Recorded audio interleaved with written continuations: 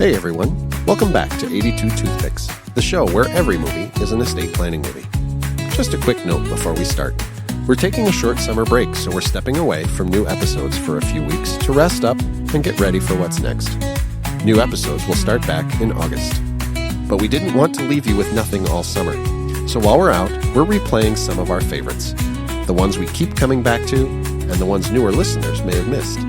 This week, we're celebrating Christmas in July by revisiting one of our favorites, The Muppet Christmas Carol. In this episode, Ethan, Jocelyn, Amber, and Thad break down the estate planning themes in The Muppets' take on Dickens, with Michael Caine as the miserly Ebenezer Scrooge visited by three ghosts on Christmas Eve.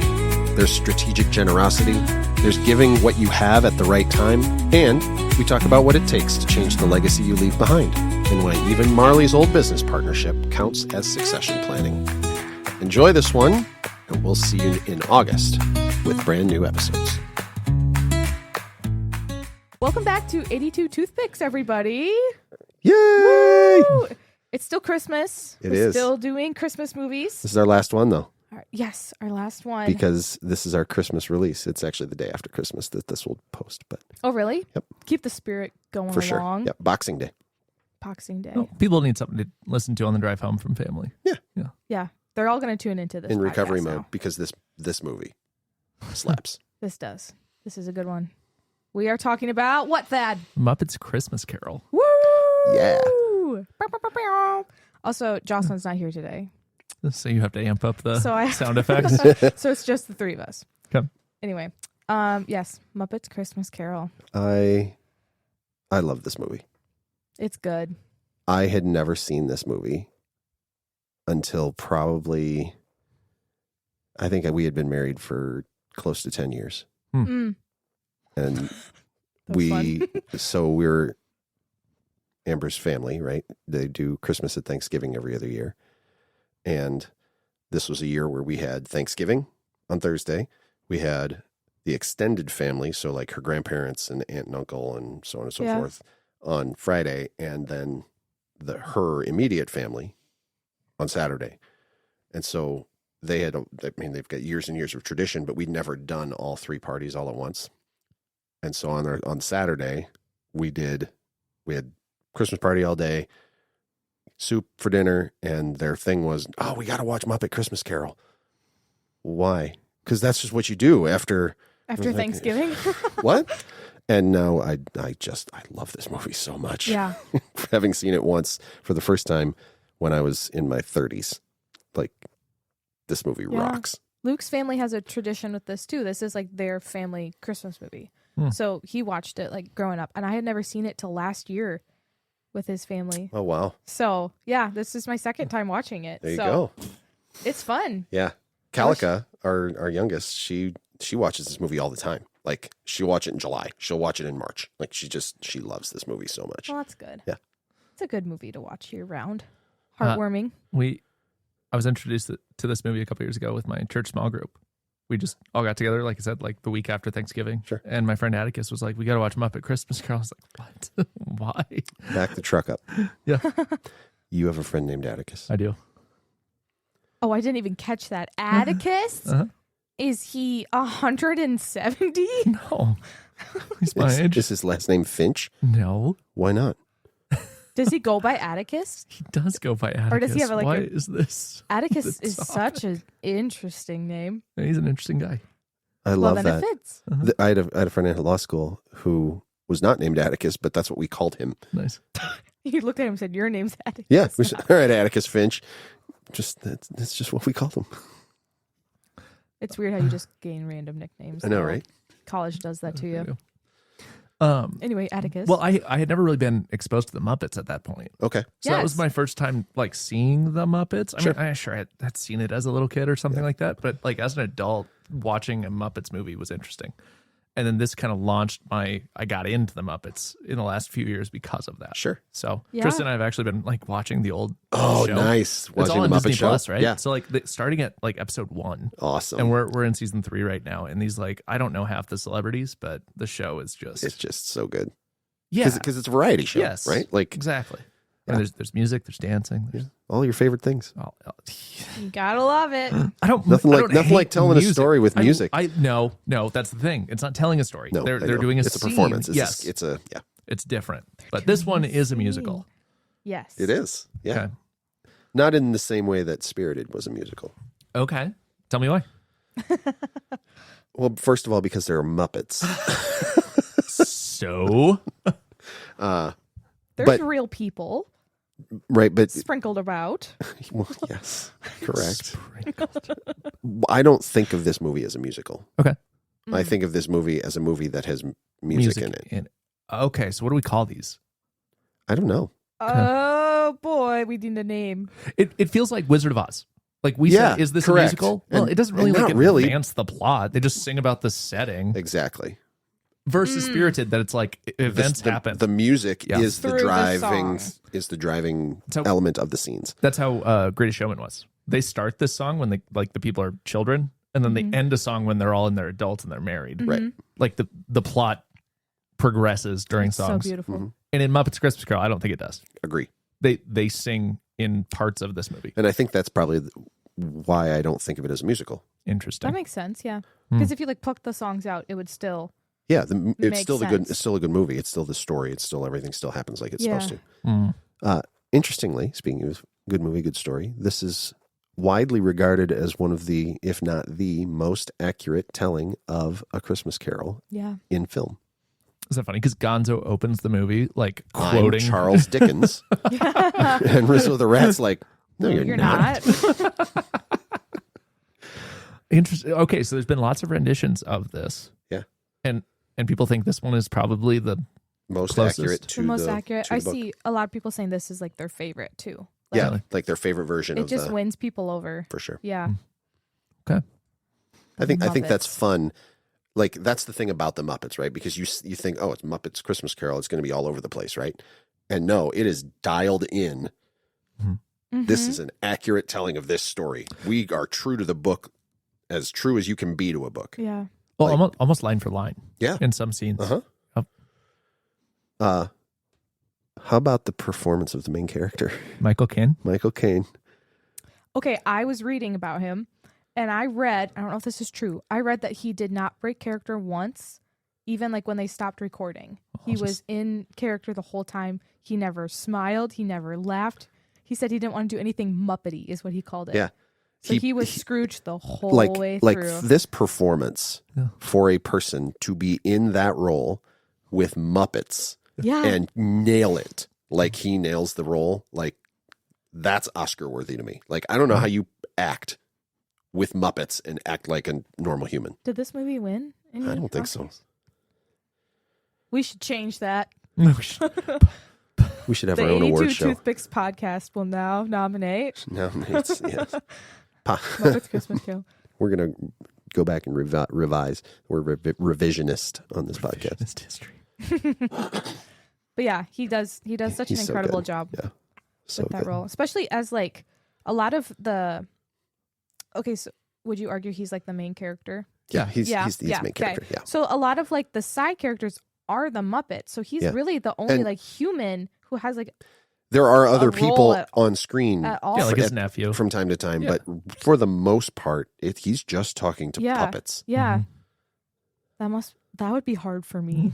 That's what I'm To saying. be Like, serious and grouchy at the Well, little especially Muppet thing. especially like come in and know me better, man. Right, the giant who was the Ghost of Christmas Present. Yeah, I like him. or the Ghost of Christmas Yet to Come. He just points, just like in Spirited. Yeah, I know. That meme you sent us of the ghost of Ghost of Future. for past particle. Imperfect. Yeah, Possessive. future some- imperfect possessive something. Yeah, Yeah. That one was wild. That'd be a terrible ghost to be visited by, I feel. I feel like that would not be good. Do you have a favorite part of this movie, Amber? A favorite part. I feel like my favorite part is connected to my favorite character, which is Miss Piggy. Because I just love Miss Piggy. She's so funny to me. And I just love how like spicy she is. and how she's like ready to fight. She's going to throw down with Scrooge Yeah. when he comes to the door. He's like, I'm gonna give him my piece of my mind. Yeah. He says something like, I'm gonna raise your paycheck or something. It doesn't process for her, and she's like, I'm gonna raise you off the sidewalk, and she's like, wait, what? Like, and I like when Kermit comes home with Tiny Tim And they're then singing. Yeah. I love that scene. Yeah. And then she's talking about Scrooge and how he like doesn't dress well and he's not nice, but I guess we can toast him. And she tosses back her cup. And her daughters like mock her and her little shadows. I think that's fun. Yeah, I like that scene. All of Scrooge's employees Are Are rats? birds? No, they're rats. Yeah. Are they they're the rats? like, Yeah. like all they want is more coal. So they can do their job better. Like he's talking about like giving them like the day off on Christmas and stuff, like, and they don't really care. They're just like, if we could make it a little bit warmer, that's all that's our negotiating thing. Yeah. I love that. I think that's funny. How would you like to be unemployed? When he literally throws out the people who are asking for like charity donations. Yeah. Yeah. Yeah. Let's talk. Beaker and Honeydew. Yes. I used to work with a guy who looked like Beaker. we called him Beaker behind his back, I'm sure. Behind his back, never Yeah. to his face. I don't So think he so. didn't even know that. I know. We couldn't tell him though. Like, yeah. Did he talk like that too? No, he just kind of looked like him. Had the haircut and everything. Oh, Like the boy. tuft of hair. So you talk about Miss Piggy. We were in Orlando, and we went to an after hours party at Hollywood Studios and in Disney World. Okay. And so it was their Christmas Was Miss party. Piggy there? Yes. Oh my gosh. Miss Piggy and Kermit host their holiday spectacular show. What? It's a stage show that they do for this Christmas party, and they're the MCs, and it was fantastic. Wow. It's just so good. That's so fun. I just watched the Muppet movie, which like kind of explains the background of all the Muppets. Miss Piggy's great in that one too. And now she's an icon for sure. What was your favorite scene, Ethan? Oh boy, I love Kermit with Tiny Tim walking down the street, and That's they're really singing, sweet. and I think that scene is just so great, and the song is just fun. But Marley and Marley is still just my favorite. But Statler and Waldorf are my favorite Muppets. Yeah. Like the two of them together, they're just Unbeatable. yeah, that's my favorite. So that's the scene that they're in is There's peak. there's a CBS college football crew that we call Statler and Waldorf because it's one shorter, rounder guy and one taller, lankier guy, really? and it's two old guys with the haircuts. And I think it's so funny. They have to be doing it on purpose, but They gotta be. yeah. The first time I heard the Marley and Marley thing and they go, ooh, I was like, what is happening? It's fun. Oh yeah. Looking for my picture of Miss Piggy. Royalty right there. Yeah, she's got on this fabulous like white gown, and Yeah. it's They got rid of the Muppets thing in MGM or Hollywood Studios. but they're retheming the roller coaster Okay. to the Muppets. Nice. What's the Muppets thing? They had What do you mean? a Theater. theater show, Muppets 3D. It Oh, was called okay. Muppet Vision, and there were lots of Muppety gags, and it was quite excellent. And they're completely retheming that whole area, so they took the show out. But they are making Rock and Roller Coaster rethemed from Aerosmith to Dr. Teeth and the Electric Mayhem. What? What is that? It's the Muppet Rock Band. Really? Oh, yes. Nice. Okay. Dr. Teeth. Dr. Teeth. An animal. Yeah, Animal's on the the drummer. drums. Yep, Yes. Oh, well, that's good. Keeping it alive. Yeah. it's good stuff. Did you say your favorite scene? Thad? Sad. Thad? I don't know why I said That was very aggressive, Amber. I gotta be aggressive. Jocelyn's not here. Yeah, I mean it's hard to like pick one that's not the Kermit one. Yeah. Because like he makes the movie, but he makes all the Muppets. But yeah, I like that they go back to when they're in Christmas Past, right? So they're looking at like what made Scrooge the way he was. Mhm. There are so many of these adaptations that don't show that he's like this product of heartbreak. Like I have to be the way I am because of this specific thing that happened. Yeah. So I don't know about favorite scene, but I like the way they depict this in this one. Sure. If that makes sense. The Ghost of Christmas Past. Yeah. You like what she presented. Yeah. Are you weirded out by her? She's a little scary to me. She was a little scary. She's a little spooky. That's okay though. I find Gonzo and Rizzo to be quite excellent throughout the movie. Quite It's not a scene, right? Like they're everywhere all the time. Yeah. But Narrating. I love the gags that they have in the background of the scenes, right? Like Rizzo, Gonzo falls from the third floor or whatever into the snow Out of the window. Yeah. Doesn't he use Rizzo to like clear off the window because it's foggy or frosty or something? That's hilarious. Light the lamp, not the rat. What do you say? Like as he's falling, like the cruel death line or something like that. You know what I'm talking about? And then I do. And like Rizzo bitter. just climbs through the gate. Yeah. I like with the Ghost of Christmas Yet to Come when they're like, "This is scary. We'll see you at the finale," and they like leave. Yeah. Like, we can't handle this. Cool. They're fun. Yeah. Dad, did you do a game for us today? I did make a game. Do you have a game? I do. Thad. So the game is oddly named. It's Real or Muppet. Real or Muppet means I'm going to say something and you have to decide if it's fact or fiction by saying it's a real thing, a thing about this film, or it's a Muppet thing about the film, which means they're not real, right? Okay. Do that we make sense? buzz in, or is it just kind of like? Nope, you just tell me your opinion and I'll tell you the right answer. Okay. I'm concerned that you think the Muppets aren't real. All right. They have to be. Miss Piggy. You guys have already I've seen them in real life. Yeah, I've seen them. You've already answered a few of these. They're going to sound. That's okay. Same Somebody was again. doing research on the movie. All right, here we go. Number 1. Michael Caine promised the director he would play Scrooge as if he were performing Shakespeare and would never act Muppety. That is a true Oh statement. my gosh, I feel like I just said that. Yeah. Should get double points. Okay. Preemptive points. No double points? Fine. Okay. Number 2. All of the rats working for Scrooge are left-handed. I think that's... I feel like that's so odd, so I'm going to say that's true. Just to be different, I'll say it's a Muppet thing. Okay. That is real. So at one point, they all lift their pens up, and they all lift their pen with their left hand. Their left hand. Huh. Yep, so that's real. All right, Never Amber's up noticed one. That's fun. Okay. Number 3.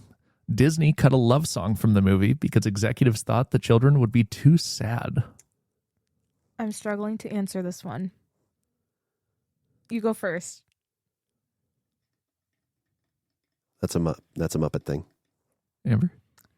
So I feel like I've been told that there was a love song and that you used to be able to see the movie, but they took it out Okay. after production because people were crying and so sad about it. I feel like the umbrella part of it is true. Like, yeah, it's making people sad, but it's like children specifically is what I'm getting stuck on. I'll say it's true. Yeah, Amber's up 2. All right. Yeah. So I was actually thinking if it happened at all, Disney isn't the one that did it. Oh, interesting. Yeah, I thought like the principle of it was right, but like the Oh, like wording, the you were hang-up. trying to get us on the Gotcha, wording. gotcha. But yeah, they did take it out, didn't they? All right, number 4. Michael Caine ad-libbed most of his lines because he refused to rehearse with the puppets. Oh, Well, that's that's got to be not true. Muppet. Yeah, it's Muppet. He rehearsed. Okay. You know he did. According to Kermit the Frog, the best acting advice I've ever received is from Michael Caine. Sorry, so Kermit is saying, I got advice from Michael Caine about how to act. Yeah. But Kermit is a Muppet. I think that's true. I'm going to say it's true as well. It is true. It just feels wholesome. I want it to I be love true. that. It feels wholesome. Yeah. You guys already got this one. There are 2 Marley ghosts instead of 1 so that Statler and Waldorf could heckle Scrooge. That's a fact. Woo!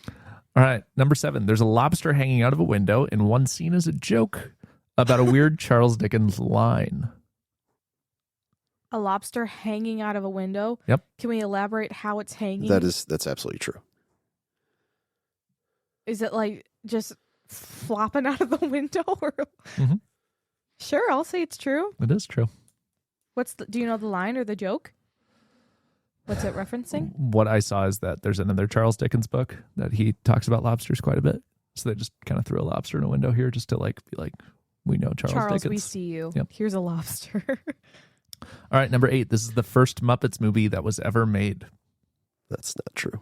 Yeah, Right, that's Muppet. that is Muppet. Sorry. Use the words. Number 9, this was the first major Muppet movie after Jim Henson had died. True.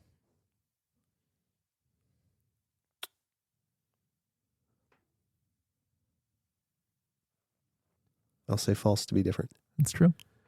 Yes. That's why Brian Henson was the producer. Oh, nice. All right, Amber's up 2. Number 10. On that note, the former show at Hollywood Studios Uh-huh. that is no longer there was the last project that Really? Jim Henson voiced Kermit. Nice. I didn't know that. Oh. Isn't that cool? All right, number 10. A shooting star appears in the sky because it's a recurring Muppet movie tradition when Kermit is on screen. Kermit gets shooting stars just by being there? You tell me. I want it to be true. I'm going to say it's Muppet. I'll say true. It is true. Back to within 1. Whew, tight. He gets a shooting star in every scene? Mm-hmm. No. In every movie, there's a shooting star in a scene that Kermit is in. Okay, I misunderstood you. That makes more sense. I was like, in every scene, he gets a shooting star. Every scene. He's indoors. Where'd Just that come out the from? window like, during the day. Yeah. Like, okay. Just He's the real dark, special. The street just lights up out the window. All right, number 11. Ralph the dog only appears silently because no one was ready to replace Henson as his voice. Rolf. Oh, Rolf. I feel like that's true. I'm trying to think if he has any lines. Yeah, true. It is true. All right, we got 4 left. Michael Caine originally turned down the role because he didn't want to work with puppets. False. I'm going to say that's Muppet. It was Muppet. Michael Caine actively pursued the role when it was advertised. Oh, I knew really? that. He's like, I want this. Yep. Number 13. The movie was originally planned to be a TV special, not a theatrical film. I'll say that's true. That sounds true to me. It is true. You guys are good. Wow, we're good at this. Yes. All right. Number 14. Tiny Tim is shown coughing during dinner to imply he's genuinely sick, unlike most adaptations. You mean like most adaptations don't show him coughing? Correct. Yeah, I agree. I think that is true. He coughs. Yeah. He coughs. True. I'm not asking if he coughs. I'm saying they did that intentionally, unlike other films. Oh. I will But still it is stick true. with true. Yeah. I was like, what are you doing to me? All right. Yeah, Ethan. because what they do is they show typically Tiny Tim has a limp, like he's Yeah. yeah, it's a physical thing, not a sickness, not a disease. Okay. All right. Last one, Ethan. You got to get this to tie. So whatever you do, just say what Ethan says. No. I'll do what I want. Thank you. All right. A store You're in the the boss of me. A store in the final musical number is named after Michael Caine's real last name. True. Yeah, that's true. Do you know what the store name is? Cane. Candy oh my cane. gosh. It's Raisin Canes. No, the store is called Micklewhite. Micklewhite. What's his last name? Is it Mickle or is it White? His real name is White. His stage name is Michael Caine. Michael White is his real name. Correct. Yeah, okay. There we go. Nice. Amber wins by 1. Wins by 1. Way to Good go. job. That's because Close I like game. to say different answers than you. Yeah, Re- you kept doing that. Just to be different. Real or Muppet. Real or Muppet was fun. Yeah, nice. Am I a man? Okay. Or am I a Muppet? Okay, no one?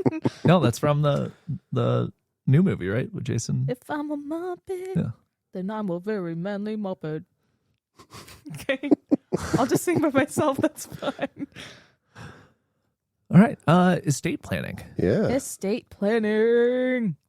I had an interesting, I guess it's atypical for what we usually say in this part of the podcast.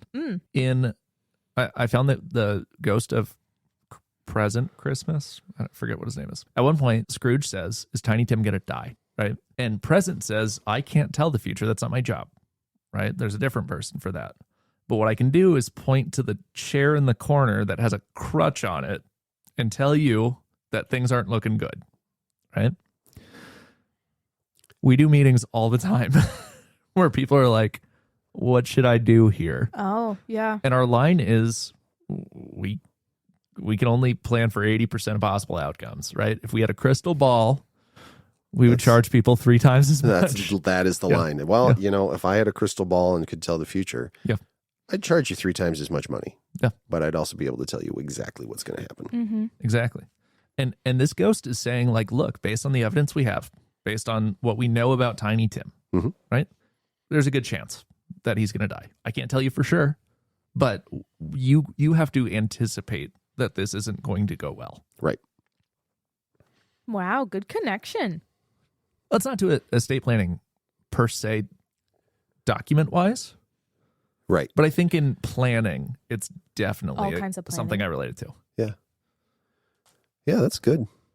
I see thematically, I see themes of if I knew what the outcome was going to be, would I behave differently?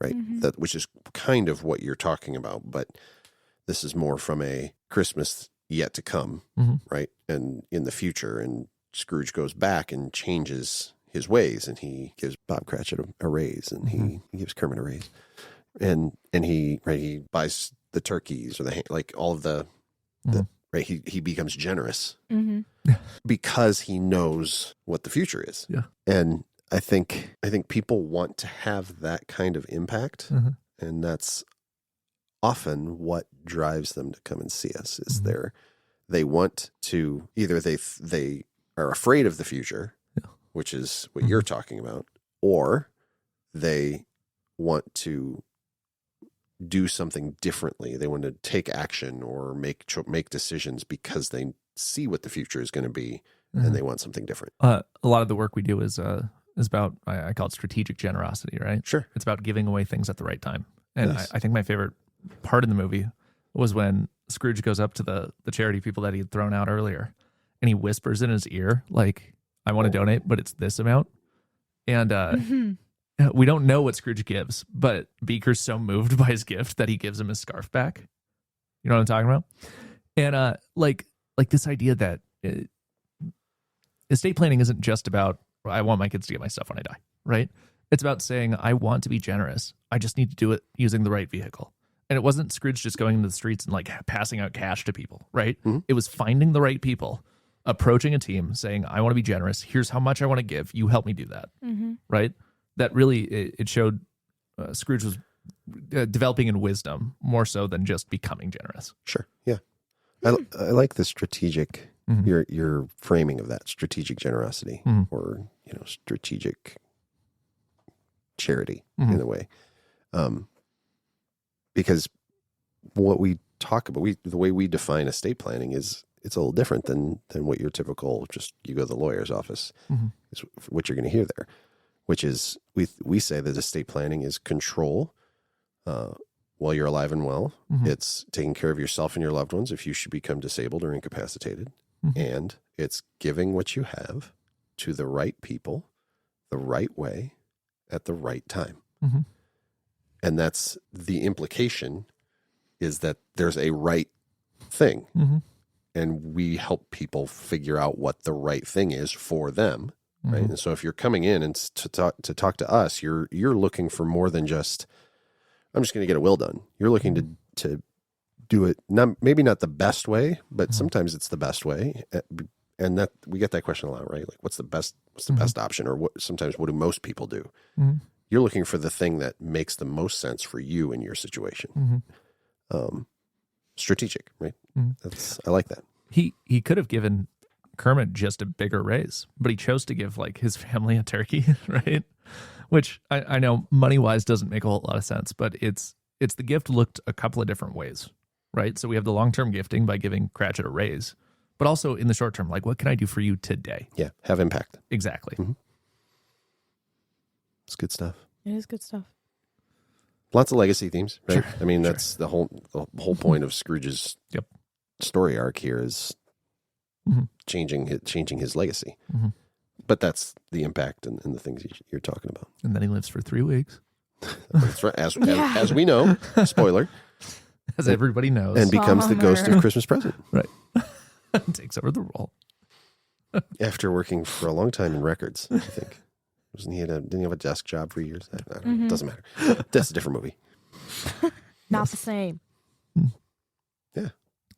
Trying to think. See anything else, Amber? No, I was thinking about like the generosity thing and how you can weave that into your planning. That's kind of the main thing I had thought of. Yeah. Mm-hmm. His job is to like recall mortgages. Yeah. He's like, Yeah. he's the repo man. Yeah. Oh my god. Doesn't he say something like, "Since tomorrow's Christmas, you can gift wrap them"? Yeah. Yeah. I'm like, oh. That's horrible. Like on the list of like worst, like most soul sucking jobs. Oh man. It's gotta be But up he there. thrived No kidding. in the beginning. He thrived there. That was a good spot for him. Yep. He doesn't care. Yeah. What about there's some estate planning ish themes with the Cratchit family. Yeah. Between they've got kids and trying to provide for them, and Sure. when you think about some of the themes from the Christmas past, yeah, right, and you see the story of why he's the way he is, yeah, and that reflects. There's just some cool, thematically, at least, right? Because, like you said, it's not documents in this movie, right? That it's the planning for your future and the thinking about the effect you have on people and what is the right way or the best way to use or manage your property, right? Your estate. They talk a little bit about how when they go to the future, how Scrooge dies and how no one really wants to go to his funeral unless there's lunch provided. Yeah. And how they feel like he wasn't going to be generous with like giving money away. So like that's a little bit of like leans into themes of a will. Yeah. A little. But yeah, well, and funeral planning is absolutely part of estate planning. We have a whole section in the legacy books that we give people that has funeral planning resources in it. Who's that one who's like, "Where'd you get the blanket?" It's like, it's still warm. Yeah. Wasn't there something with the Marleys where they talk about like, even though they died, like Scrooge was their business partner and they had set it up to where like he inherits their business from them in some way? Oh, there you go. Yeah. Yep. Or it's like it's in their song that they talk about succession planning. Yeah. Yeah. From the grave. That's we don't do that very often just because people don't have businesses. Like not that that's unusual, but it's not like, I mean, most people are employed, right, as opposed to starting a business, and so there's less of the passing on the family company, right? But it happens, and we have a whole approach to that, and you can do it wrong and you can do it right. And what about the idea of accumulating wealth for the sake of accumulating wealth, and then just taking away the generosity part of it? Yeah, like Scrooge's behavior is miserly, right? What do you think about that? I think it's bad. Thanks. Thank you, Thad. Appreciate You're that. welcome. It's good input. Welcome. All I could think of is, "Here I raise my Ebenezer." Okay. That's his name. I didn't connect that, but now I'm getting there. What do we think about the idea of just accumulating wealth? Well, yeah, because I mean the Marleys, like they sing about being cheap, right? And then Scrooge takes over the company, and he's that way, and he's pinching pennies, and won't put enough coal in the furnace in the fireplace to keep the rats warm. The bookkeepers warm. The rats. Keep the rats warm. I mean, I agree with that. It's not great. I mean, in a way, he's not flaunting his wealth, if you want to play devil's advocate. Sure. So, there are people who have a lot of money and possessions, and they flaunt it, and they look at me, and I have the best of the best, and nothing's ever good enough for me, so I'm going to keep buying things, and it's just like, just because they can, versus, you could be generous with that. But he's not taking care of the people that work for him. The difficulty there is that Bob Cratchit is so generous with what little he has. Right. Yeah. And so when you juxtapose them, right, so in the literary sense, right, that they're foils for each other. When he toasts at his family dinner, to his employer, and Miss Piggy's just like, "What are you doing? Like, Yeah. This man is horrible. Why would you toast him? oh." Kermit is just like so pure-hearted in that. Yeah. I think it's an easy trap to fall into. Uh-huh. And we have the unique opportunity to see people's finances. Sure. And, we don't tell people. Mhm. Like I have a client come in tomorrow. They aren't going to know what the client before them has, and they're not going to know what the client after them has, right? Mhm. Sure. Because that's just, obviously you can't do that. Mm. But we get some unique insights into how people treat their money and how people think about their money as we go through the planning, right? We talk about all the threats to what are you trying to, right? What are the things that are going to get in the way of this giving that you want to do through your estate plan? And I'm always amazed by the people who have the least want to make sure that they have something to give. Mm. And then the people who have the most often don't see the value in doing a plan at all. Mm-hmm. And that's not universal, right? But that's a very common dichotomy that we run into. It's often I get the question, well, do I have enough to worry about this? Right? Yeah. What's the answer to that then? Everything you have is everything you have. You got it. We get a lot of children of aging parents who are concerned that the nursing home is going to take mom and dad's money. Yeah. Like they're protective over somebody else's money, but really they want it to be their money someday. You know that what I does mean? happen. Yep. Yeah. And that's tricky because we can't do planning. Yeah. I can't represent and make a trust for your mom Mm-hmm. without talking to your mom. Like I can't do that for you. I have to do that for her. Right. So yeah, I get it. You want to protect the money, but sorry, it's not yours to protect. Mm-hmm. And especially it's not yours to protect yet. Yeah. Hmm. Yeah. It's tricky. The contrast to that is we get a lot of people who they have a lot of money and they don't really care about it, because they know they're not going to be around to enjoy it in 10 years. So they're much more fluid with it. Like, I don't care what happens to this because it's not about the money, right? It's about time. It's about relationships, right? Legacy, all the things we talk about. It's almost like money matters less and less the older our clients get. That's interesting. So I developed a rating system where we look at each of the films that we watched and we give them 0 to 3 rankings in 3 categories. If we would laugh, if we would cry, and if we would think, with a bonus point on if we'd watch the films again. Ooh.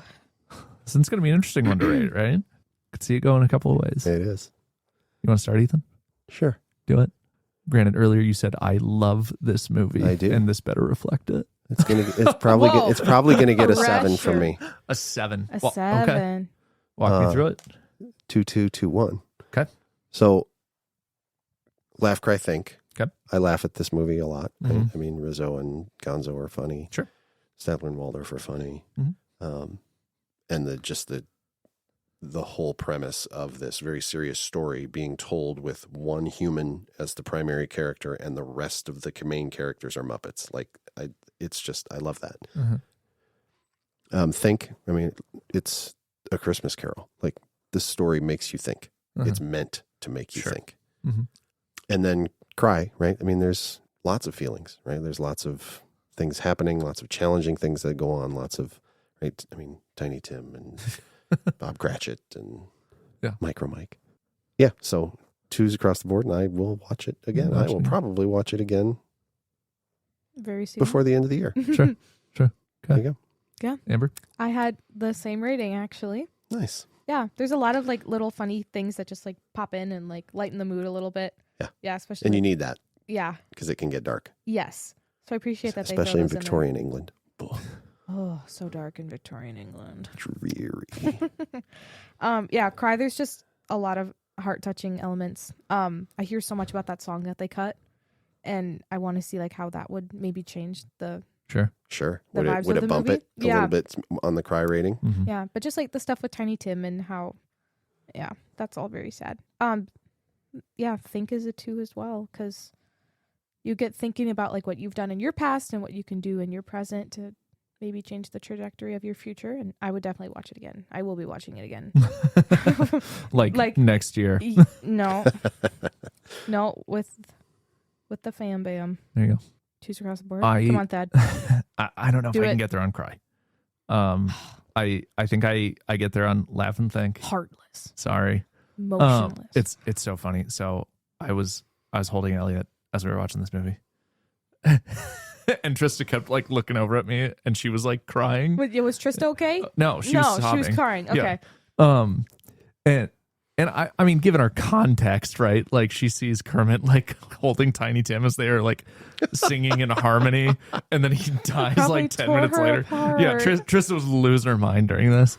But I don't know. I'd seen it, so it kind of like he doesn't actually die, and I think that kind of takes out the shock for me. Like I need that.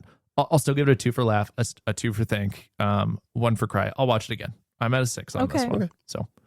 Yeah. That's good. Nice. Yeah, I love this movie. Good. I watch it every year. Probably watch it multiple times every year. It's just good. Yep. It's all around good. It's wholesome. Well, it makes me want to watch fun. the other Muppet movies. I don't think I've seen the other ones. I saw there's like a Muppets are Treasure fun. Island one. Yeah, I've seen it. I don't think I've seen them all, but I've seen several. Yeah. Okay. I should probably. I mean, the one that just came out with what's his name? The newest one was not awesome. Really? Oh no. Okay. That's upsetting. Yeah. Can all be bangers. That's right. Yeah. It's true. Cool. Well, final thoughts. Merry Christmas, everybody. Merry Christmas. Yeah. And happy holidays. Happy New Year. We've got one more coming up next week. We've got first post of the year, first podcast of the year. We'll be back in 2026. We'll be legally blonde. I'm already legally blonde. You're illegally blonde. No, I don't dye anything.